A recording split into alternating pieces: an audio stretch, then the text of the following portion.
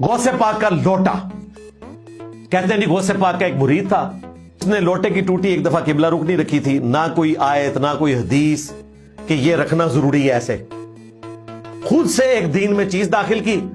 اور جب مرید نے لوٹے کی ٹوٹی قبلہ رخ نہیں رکھی تو انہوں نے غصے سے مرید کی طرف دیکھا تو اس کا کام تمام کر دیا ہے. ایسی کوئی نگاہوں سے لیزر انہوں نے ماری جو آج کل ہالی ووڈ والوں نے چوری کر کے فلمیں بنا لی ہیں, ہماری ٹیکنالوجی تھی, ہمارے غوث پاک سے انہوں نے چوری کی ہے جب وہ نگاہوں سے ایسے لیزر مارتے تھے.